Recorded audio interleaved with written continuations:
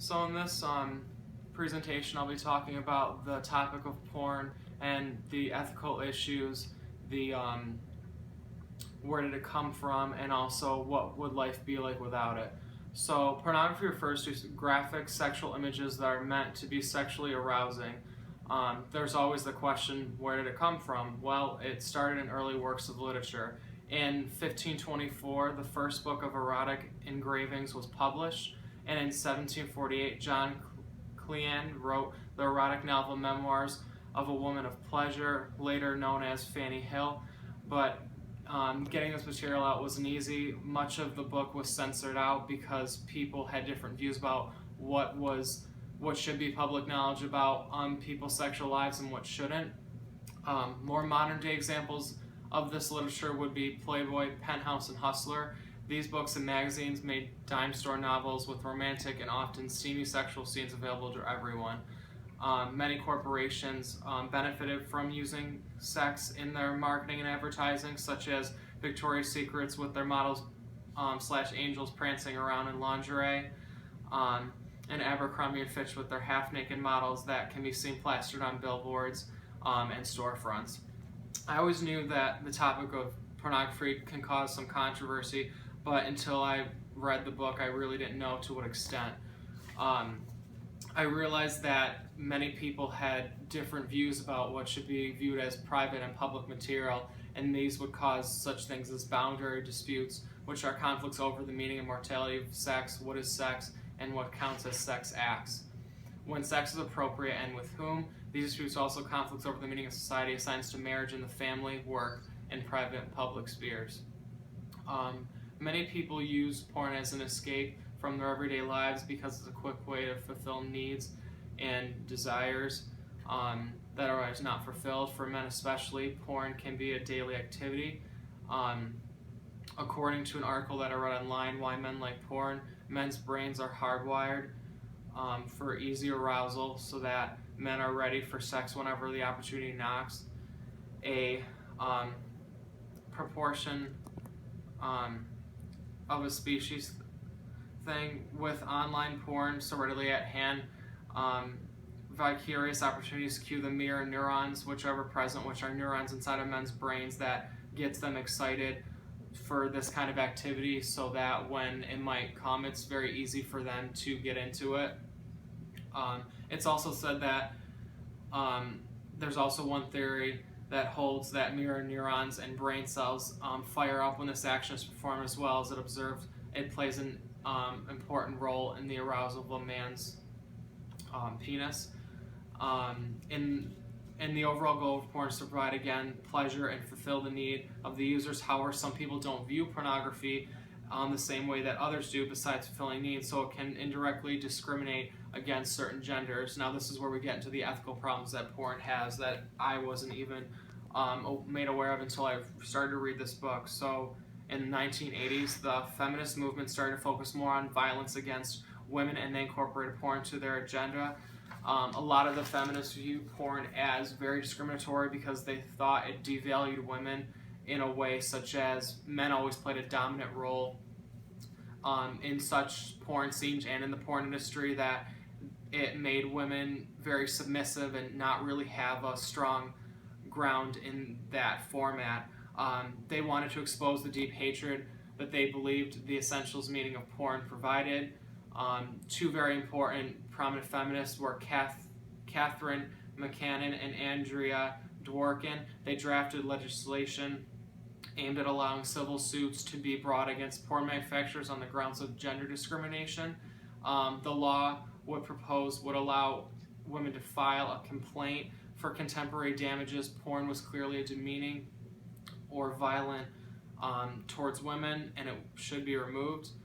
And I could understand how someone may be frustrated in the porn industry. Majority of the movies were made for straight men. They weren't really made for so much for women as they were for men.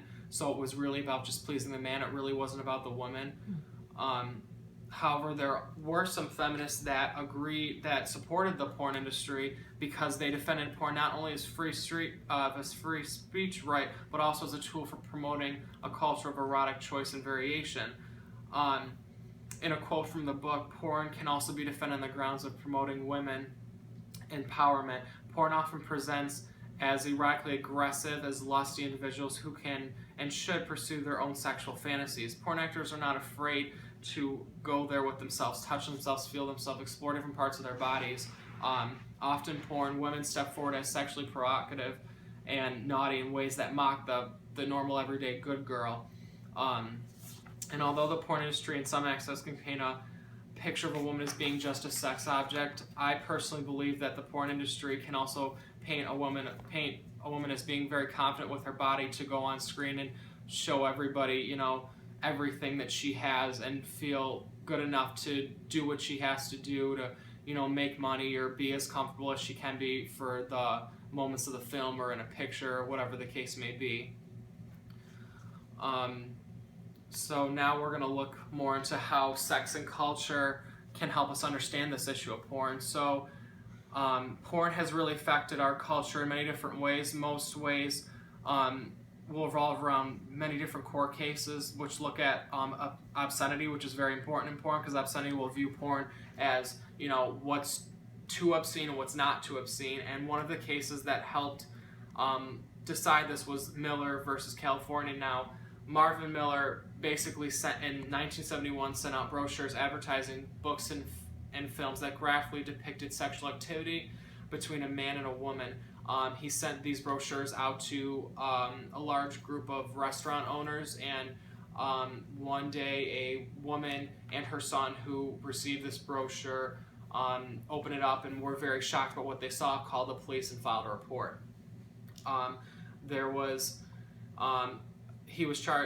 Miller was charged with a misdemeanor and was brought to court, and in the end, in a 5-4 decision, the court decided obscene material was not covered under the First Amendment. They then modified the test for obscenity that was established in Roth versus the United States and Memoirs versus Massachusetts, which said the basic guidelines were: A, if the average person would find the material obscene; B, if the work in an offensive way describes sexual conduct; and C, if the work taken as a whole lacks serious literacy, artistic, political, and scientific value. This test became to be beneficial because it gave people a standing chance in court who might think something is not obscene versus the person who might think it is obscene. It gave them the right to go to court and fight for what they think is right. I also believe the culture is affected by those we look up to, such as celebrities. We're so involved with TV and magazines nowadays and keeping up with, you know, different actors and singers and such, that we feel like we're a part of their lives in a way, and that we know so much about them, and we feel so connected. So the question is always, do the lives of public figures, is it something the media and the public have the right to know about? Well, since they are a public figure, it's a key, the word is right there, public. It means their lives will be publicized, because this is basically what they signed up for. They publicize their lives to us, so we do have the right, and the media does have a right to know about basically anything from what they're eating, what they're wearing, and who they're having sex with. One celebrity that came to mind when I thought about this was Taylor Swift, because we always seem to pay attention to her because of the fact that most of her songs are related to relationships that she's had in the past or that she's had. It's what's made her really successful, because she can tell a true story about a time that she's had and what she's gone through, and we're all very interested in that. We all usually want to find out, like, what she's writing about and what she's doing. And sex and porn really don't nowadays have it's not a private matter anymore, because the culture that we lived in has made it so publicized that people are feeling comfortable enough, celebrities and normal people, to basically talk about this behind closed doors and feel comfortable to even maybe talk about how many people they slept with, what their number is, you know, the types of different people, how the sex was. And it can help us understand this issue because it's bringing this matter into the public, and it's more of an open topic for discussion that society will probably not ever be able to censor or get rid of in the future, because it's just such a huge industry and it keeps growing every single day. Porn is distinguished from sexual representation that is valued for artistic and other non-erotic purposes. As discussed in chapter 13 of the book, porn has impacted America in both good and bad ways. Good in which it provides unlimited pleasure, as I discussed earlier. Bad, how it might affect other genders and cultures, such as women and the feminist movement that I recently discussed. But has anyone really wondered what it would be like if we didn't have porn? In an article I read, a sociologist, Dr. Tibbles, looked at many aspects of what would happen if it just disappeared.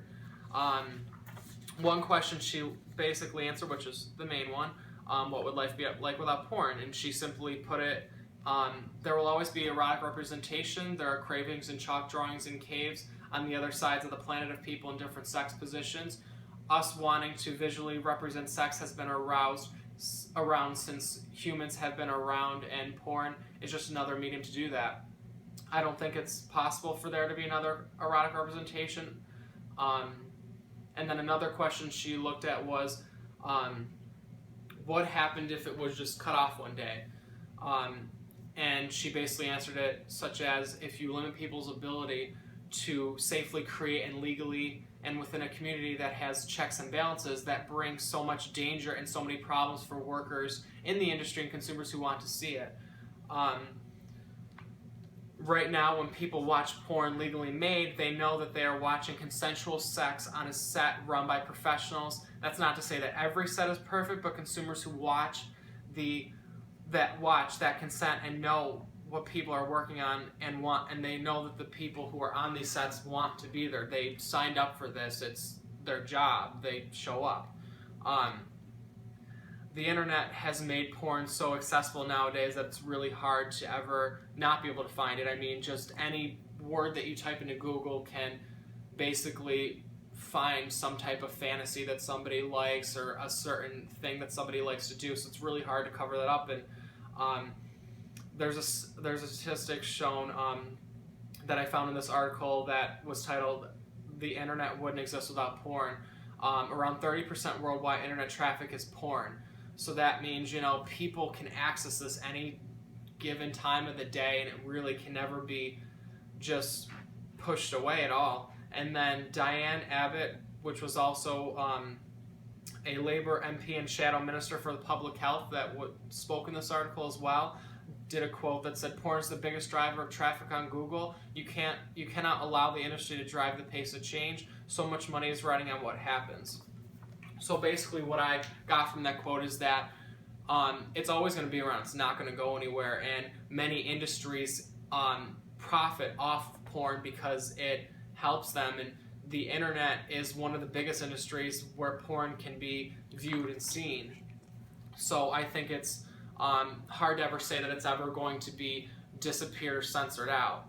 So basically, after all that, my conclusion from this presentation is that yes, there are some bad things about porn that was talked about with the feminist movement, and I'm sure besides just the feminist movement, there are other genders and cultures that have been affected by this industry, and not just women.